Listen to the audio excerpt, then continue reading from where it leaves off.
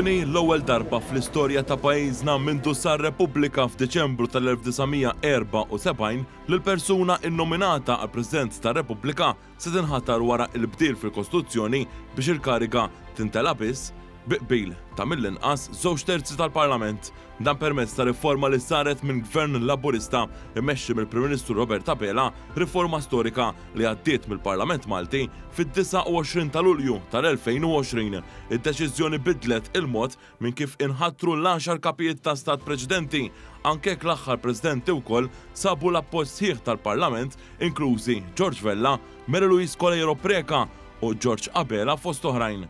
Minkejja dan l-emendi kostituzzjonali minn 4 snin ilu ħolqu l-obbligu li min jiġi nominat għal President ta' Repubblika irid ikollu l-appoġġ ta' maġġoranza ta' mill-inqas 2/3 minflok maġġoranza sempliċi. F'termini sempliċi, iż-żewġ naħat tal-Kamra tad-Deputati, Gvern u Oppożizzjoni irridu jaqblu dwar isem in-nominat. Il-vot storiku favur in-nomina ta' Miriam Spiteri De Bono ittieħed nhar l-4 ta' Marzu fejn il-Parlament sellem lill-President George Vella u b'mod unanimu qabel il-notara għandha tinħatar 11 il-President ta' Repubblika. F'din is-seduta parlamentari total ta' 75 deputat ivvutaw favur waqt li ħadd ma vvota kontra. Qabel dan il-vot, in-nomina tan-notar Spiteri De Bono kienet diskussa u maqbula bel-Prim Ministru Robert Apela u l-kap tal-Oppożizzjoni Bernard Grech. Dan il-qbil ġie siġillat anke ġurnata qabel il-vot fil-Parlament fl-laqgħat tal-gruppi parlamentari rispettivi kif ikkonfermat fi stqarrija konġunta bejn l-Uffiċċju tal-Prim Ministru u l-Uffiċċju tal-Kap tal-Oppożizzjoni.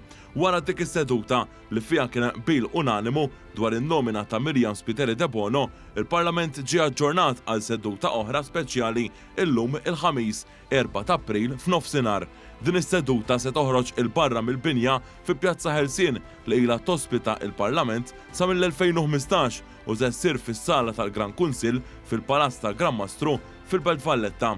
Hawnhekk is-seduta wkoll immexxija mill-Speaker tal-Parlament Angelo Farrugia jingħata l-ġurament tal-ħatra l-11 il-President tar-Repubblika ta' Malta.